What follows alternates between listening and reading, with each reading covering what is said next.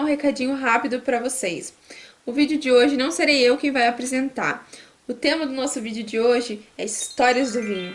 Ele será apresentado pelo Leonan, ele é meu namorado e também estudante de viticultura e enologia. Olá pessoal, estamos aqui para mais um episódio das Histórias do Vinho. E hoje eu vou contar uma história para vocês. Era uma vez uma linda jovem e ela queria se casar com o rei Jamshid.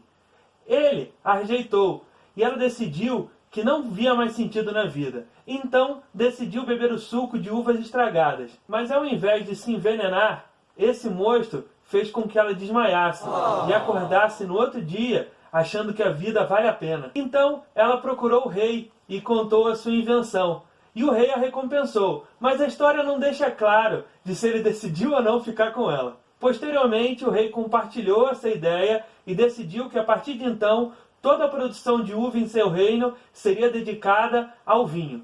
Bela história, não? Essa é a lenda de como o vinho e também o teto preto foram descobertos. Mas de onde vem essa história? De onde vem essa história? Estamos falando de uma das civilizações mais antigas do mundo, com povoado de 7.000 anos antes de Cristo, que é unificado como um reino desde o ano 625 a.C., que foi a primeira superpotência da história, o primeiro império da história, o arqui-inimigo do Império Romano e do Império Bizantino. Sim, você acertou! Estamos falando da Pérsia, ou seria Irã.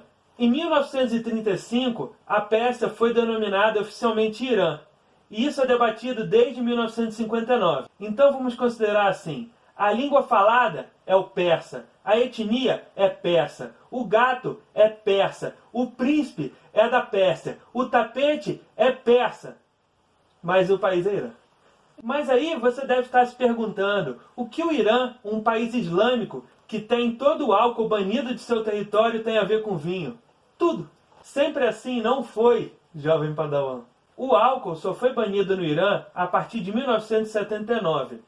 E mesmo sendo banido, diversas fontes informam que os iranianos consomem bastante álcool. Lá eles produzem uma bebida feita a partir da uva passa, que o nome é Arak Sagi. Essa bebida tem no mínimo 70% de teor alcoólico, podendo chegar a 90%.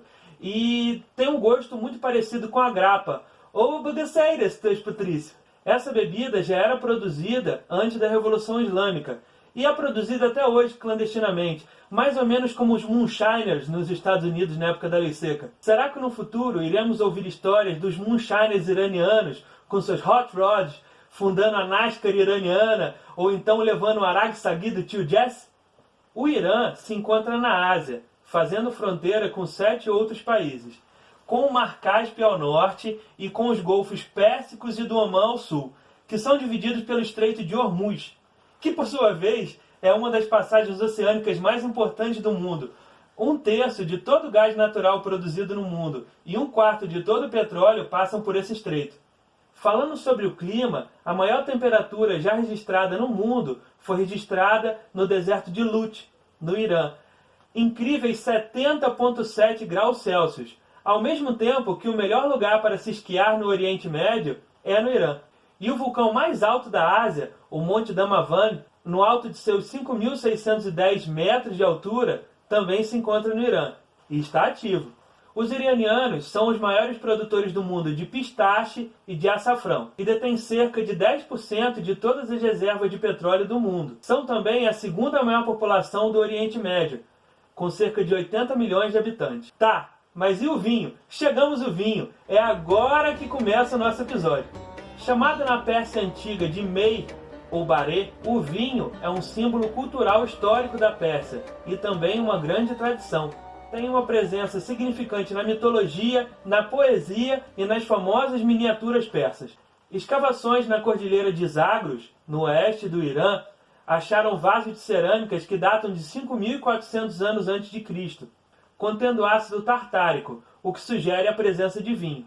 Mesmo a Geórgia não sendo longe dali, e essas escavações só terem mais ou menos 600 anos de diferença entre si, tudo sugere que os vinhos georgianos e persas não têm nenhuma ligação entre si, as histórias são independentes. E sobre a Geórgia você pode conferir aqui, clicando nesse card. Na poesia, nas pinturas persas, as uvas e o vinho são figuras presentes, com significados simbólicos, metafóricos e reais. Lá pelo século IX, a cidade de Shiraz, a capital persa da literatura, das flores, dos poetas e do vinho, já havia estabelecido a sua fama como a capital mundial de produção de vinho e, consequentemente, a capital do vinho persa. Shiraz está situada a 1.500 metros de altura, na Cordilheira de Zagros, com temperatura média de 29,8 graus Celsius no verão e de 5,3 graus Celsius no inverno, atingindo máximas de mais de 40 graus nos dias mais quentes e mínimas inferiores a 10 graus negativos nos dias mais frios. O vinho de Shiraz era exportado por toda a Europa.